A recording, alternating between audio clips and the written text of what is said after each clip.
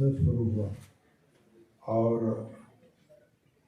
तमाम छोटी बड़ी कठिनाइयों के बावजूद इन्होंने जो कोशिश की, तो मैं इनको बधाई देता हूँ इस आयोजन के लिए। प्रधानमंत्री को हम युग पुरुष के रूप में देखें, मानें और समझें। मुझे ऐसा लगता है कि जो एक प्रचलित शब्द हो गया है यशस्वी प्रधानमंत्री, उससे ये बेहतर शब्द है युग पुरुष का। और सचमुच प्रधानमंत्री जी, आज अगर आपने दूरदर्शन वगैरह देखा हो या दूसरे चैनल देखे हों, तो वो समरकंद से आए और सीधे ग्वालियर गए। ग्वालियर से उस राष्ट्रीय जो क्षेत्र है जहाँ पर चीते की वापसी उन्होंने कराई, और चैनलों पर ही आ रहा था। मुझे इसकी कम जानकारी है वैसे, लेकिन चैनलों पर ही आ रहा था कि 70 साल बाद पहली बार भारत में और उस स्थान पर जो ऊना जिसको चुना गया है, वो पर्यावरण की दृष्टि से भी चीते का क्षेत्र है, और वहाँ किस जगह के चीते आ सकते हैं और आएंगे, इसका पूरा आज लोगों ने, जिन लोगों ने भी देखा होगा, उन्होंने माना। ये बहुत बड़ी बात है।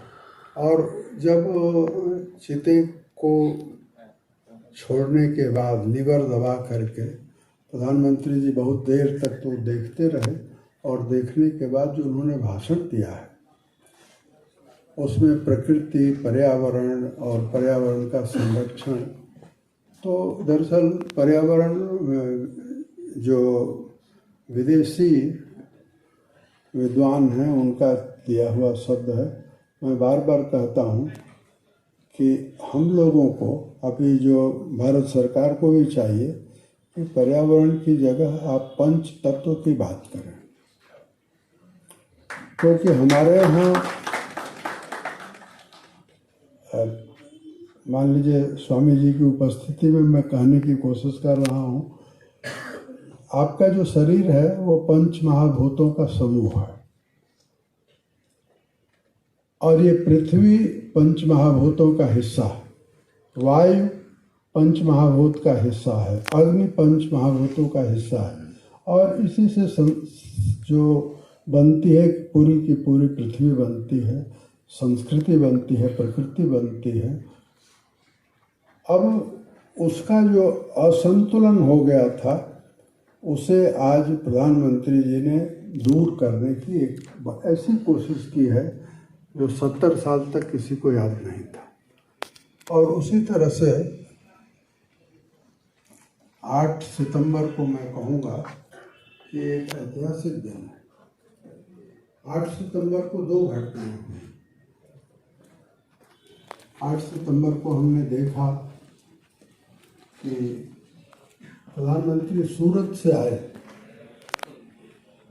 उनके आने में थोड़ी देर हुई, लेकिन इंडिया गेट से थोड़ा सा पीछे 150 मीटर की दूरी पर जो कैनोपी है, उसमें जार्ज पंचम की मूर्ति कभी हुआ करती थी, और जार्ज पंचम की मूर्ति की उपस्थिति वहाँ हमारी पराधीनता का को याद दिलाती थी कि हम पराधीन हैं, कितने दिनों से पराधीन हैं, कितने दिनों से पराधीन चले आ रहे हैं, कब तक रहेंगे। ये सब उस मूर्ति का से एक संदेश निकलता है। 66 में मैं कहूँगा कि जिन लोगों ने उसे तोड़ा, उनको मैं इस मंच से बधाई देता हूँ। कुछ लोगों ने उस मूर्ति को तोड़ दिया, उसके बाद वो मूर्ति खाली रही, यानी वो जगह खाली रहे। और बहुत बार हम आप में से बहुत सारे लोगों को मालूम है कि वहाँ किसकी मूर्ति लगे, ये सवाल था। एक बार तय हुआ कि महात्मा गांधी की वहाँ मूर्ति लगाई जाए और महात्मा गांधी की मूर्ति बन भी गई, लेकिन इंटेक वालों ने विरोध किया और उस समय की सरकार जो है वो रुक गई। जो संसद के सामने महात्मा गांधी की बैठी हुई मूर्ति है, वह मूर्ति उसी कैनोपी में लगाने के लिए बनाई गई थी और वो मूर्ति CPWD के गोदाम में पड़ी हुई थी। जब शिवराज पाटिल लोकसभा के अध्यक्ष हुए और उनको पता चला कि वो मूर्ति CPWD के गोदाम में रखी गई है, तो उन्होंने, मुझे याद है, ट्राली पर रख करके उसको मंगवाया और वहाँ लगवा दिया। मैं नहीं जानता कि वहाँ लगवाने का फैसला सही था या नहीं। मेरी व्यक्तिगत राय यह है कि गांधी जी की मूर्ति लगाना वहाँ गांधी जी का अपमान है, क्योंकि मूर्ति आप जब गांधी जी की या किसी की भी लगाते हैं तो उनका को याद करने के लिए लगाते हैं। उन्हीं मूर्ति के सामने जो है वो सब दुराग्रह होता है और उसको कहा जाता है सत्याग्रह। तो उससे वो तो एक अलग विषय है, लेकिन उस खाली कैनोपी में अब नेताजी सुभाष चंद्र बोस की मूर्ति लग गई है और वो मूर्ति बनाने का काम पहले किसी और को दिया गया। उस शिल्पी के बस की बात नहीं थी, तो फिर दूसरा व्यक्ति खोजा गया और योगी राज ने, वो पूरा उसका विवरण आया है, यहाँ देने की कोई ज़रूरत नहीं, उस मूर्ति को बनाया। 15 अगस्त को लगनी थी, लेकिन प्रधानमंत्री बार बार याद दिला रहे थे और इसलिए वो अंततः 8 सितंबर को लगी। और नेताजी सुभाष चंद्र बोस की मूर्ति का वहाँ लगना केवल एक छोटी सी पराधीनता का लक्षण का समाप्त होना नहीं है, बल्कि इतिहास के चक्र को फिर से स्वाधीनता के तरफ जोड़ देने का वो एक बहुत बड़ा उपक्रम है। क्योंकि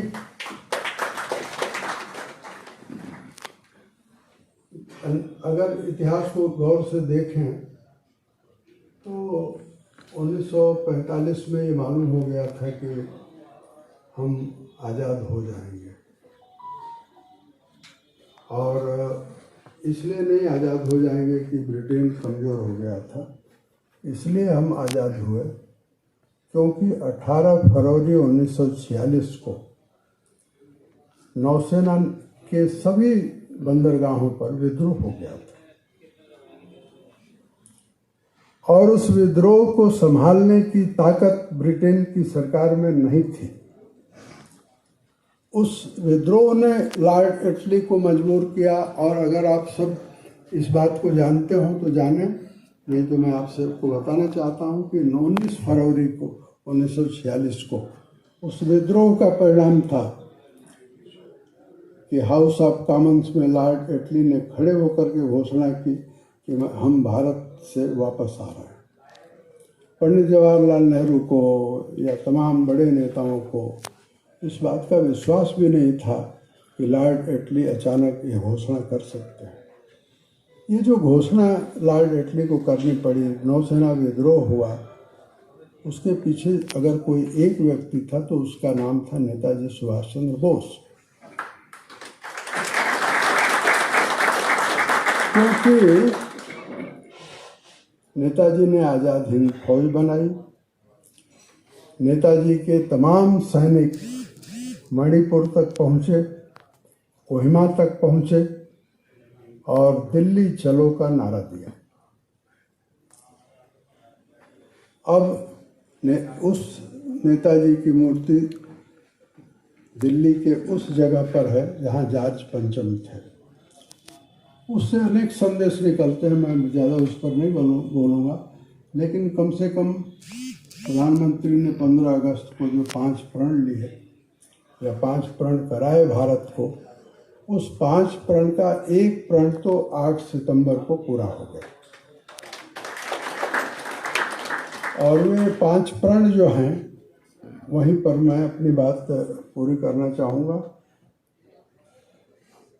कि 5 प्रण का संबंध श्री अरविंदो के उन 5 सपनों से है जो उन्होंने 15 अगस्त 1947 को रेडियो पर भारत के नाम स्वदेश संदेश में दिया था। आप जरा ध्यान दीजिए, तो जब देश आज़ाद हुआ तो जो विपदा आई, उस विपदा के हिंसा की विपदा आई, मारकाट की विपदा आई, उससे पहले ही शुरू हो गई थी। महात्मा गांधी नोआखाली में थे और 15 अगस्त जब आया तो महात्मा गांधी से BBC ने पूछा, हम आपका संदेश लेना चाहते हैं। गांधी जी कोई संदेश देने के मूड में नहीं थे और 15 अगस्त को उन्होंने कोई संदेश नहीं दिया। लेकिन एक व्यक्ति जो 1909 में जेल से बाहर आता है, अलीपुर कांड में जिसको अंग्रेजों ने फंसाया था,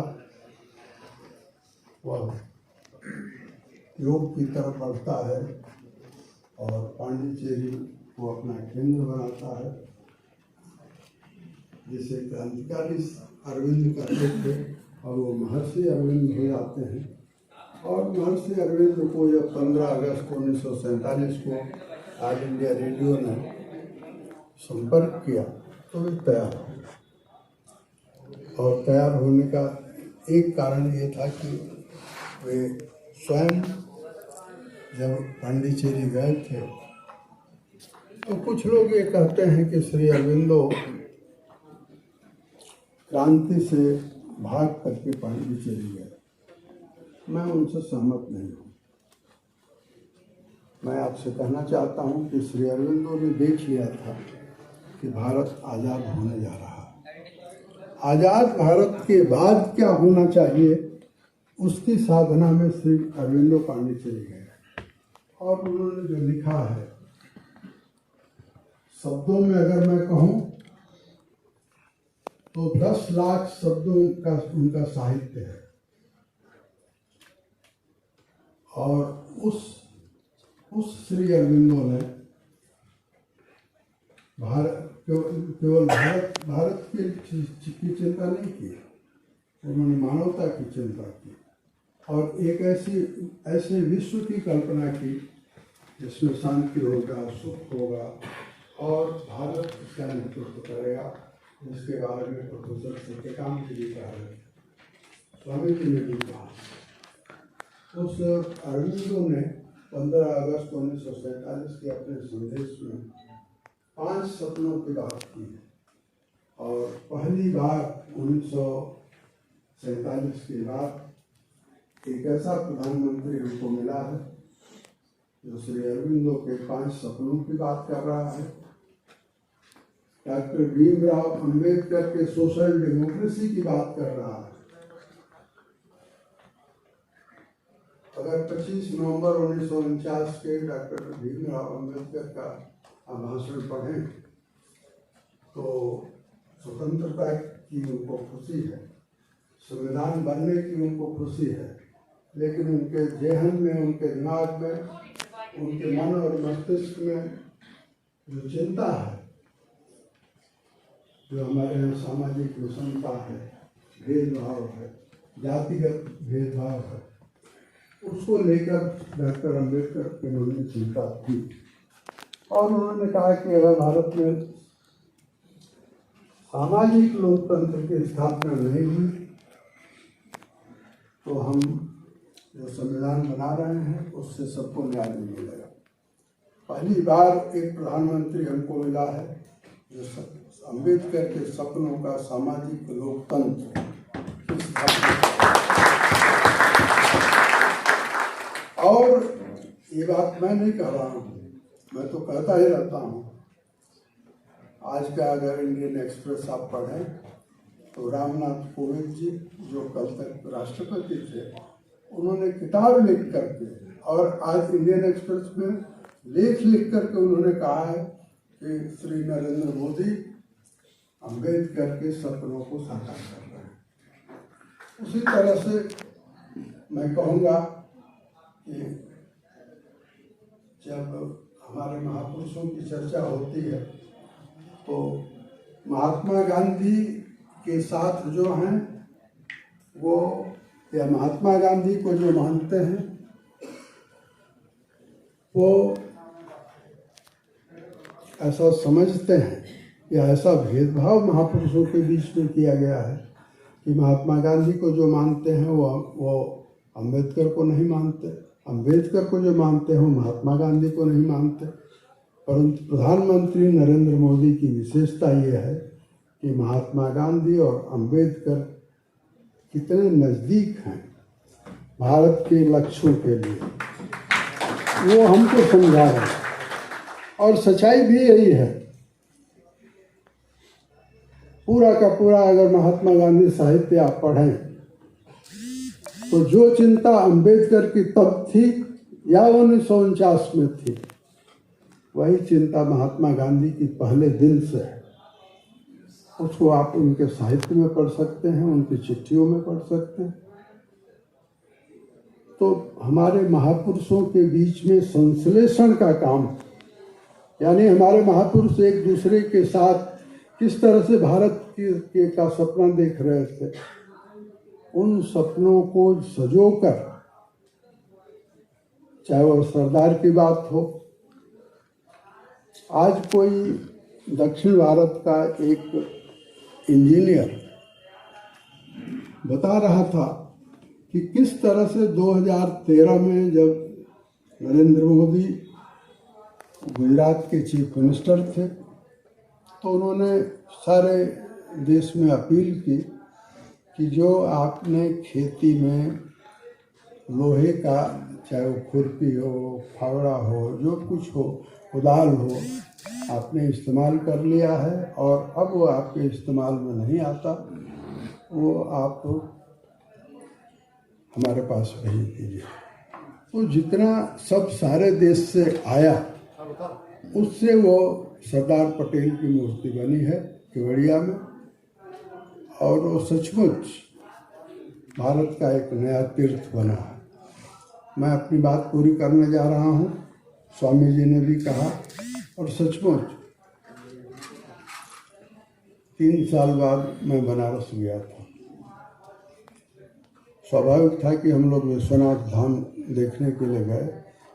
यहाँ बैठे हुए लोगों में संदीप जोशी जी वहाँ सामने हैं, ये हम सब साथ थे।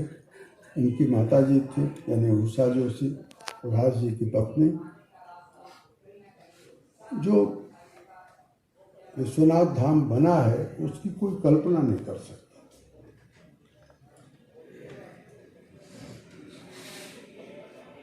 मैं इसके बारे में बहुत लंबा बोल सकता हूँ क्योंकि उसमें उसके इतिहास को जानता हूँ, लेकिन मैं केवल 2-3 बातें कह करके अपनी बात पूरी करूँगा। बिना किसी को नाराज किए या बिना किसी को कष्ट पहुँचाए जिस तरह से वो विश्वनाथ धाम बना है, उसकी सचमुच वो अकल्पनीय है। उसमें दिव्यता है, उसमें भव्यता है, उसमें 5-7 हजार साल का इतिहास भी है। अहिल्या देवी भी हैं और सब हैं, और अब 50,000 से ज़्यादा लोग एक साथ विश्वनाथ धाम में दर्शन करने के लिए आ सकते हैं और उनको कोई कष्ट नहीं होगा। केवल यही नहीं है, ज्ञानवापी सुरक्षित है, और ज्ञानवापी एक प्रतीक के रूप में वहाँ है।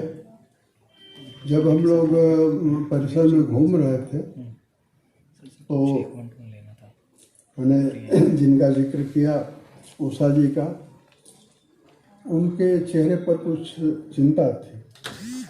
तो मैंने पूछा कि क्या बात है। तो उन्होंने कहा कि जिनके मकान गिराए गए हैं या तोड़े गए हैं या हटाए गए हैं तो उन पर क्या गुजरी होगी। तो मैंने उनको बताया कि ये जिनके मकान तोड़े गए हैं किसी का मकान ज़बरदस्ती नहीं तोड़ा गया, उनकी सहमति से और उनको कंपनसेशन दे करके तोड़ा गया। और उसके बाद तो आलम ये हुआ कि मैं बनारस में रहा हूँ, बनारस से मेरा संबंध है, तो लोग हमको भी संपर्क करते थे कि हमारे मकान को भी आप कहिए कि एक्वायर कर लो, क्योंकि जिनका मकान गया है वे उससे भी बेहतर मकान में जाने के लिए उनके पास पर्याप्त पैसा दिया गया। अब ये जो सूझबूझ है, जब मैं लौट करके आया और हमने नृपेंद्र मिश्र जी को फ़ोन किया और हमने कहा कि विश्वनाथ धाम जैसा बना है, मैं तो नहीं सोच सकता था, कल्पना से परे है। तो उन्होंने मुझे कहा कि आपने सही शब्द का इस्तेमाल किया, कल्पना से परे है। फिर उन्होंने कहा ये हो सका है इसलिए क्योंकि प्रधानमंत्री ने उसको मॉनिटर किया। तो मैं ये कहूँगा कि आज प्रधानमंत्री जी का जन्मदिन है, हम सब लोग सामूहिक रूप से उनके जन्मदिन पर ईश्वर से ये प्रार्थना कर रहे हैं कि जो ऊर्जा उनमें आज है वह कई गुना बढ़े और देश जो महापुरुषों का सपना रहा है उसकी तरफ बढ़े, उसको पूरा करें। मैं अपनी बात पूरी